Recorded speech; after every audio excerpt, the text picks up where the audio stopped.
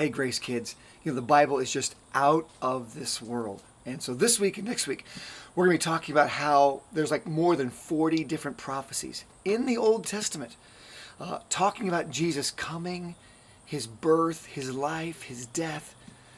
So this week, I want to talk about prophecies about Jesus' birth. Now, what is a prophecy? A prophecy is when God told somebody in the past who they heard from God, they wrote it down and said, one of these days, Jesus or the Messiah, he'll be born this way. He will live this way. He will die this way. It's amazing because later on, it's out of this world.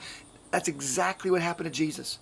So here's two of the amazing prophecies of the birth of Jesus Christ. One of the prophecies comes from Micah chapter 5 and verse 2. Micah 5:2 says the city that the Messiah would be born in. Micah 5:2 says, "But you, O Bethlehem Ephratah, are only a small village among all the people of Judah.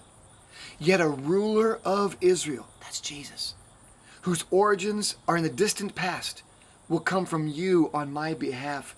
Like the Bible told us, the Messiah will be born in Bethlehem. And he was. But God took a census to get his parents from where they were in Nazareth down to Bethlehem. It's amazing. Okay, now I'm going to give you a second birth prophecy. This comes from Hosea 11 verse 1. See, the Bible says God told a prophet one of these days that God's son, Jesus Christ, would have to come from Egypt. That's another country.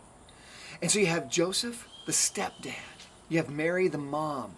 And the baby Jesus is growing up, but it becomes very, very dangerous for them. And they have to run away. And where do they run away to? They run away to Egypt, exactly like the prophet said. Hosea 11 verse 1 says this, "When Israel was a child, I loved him." Here it comes.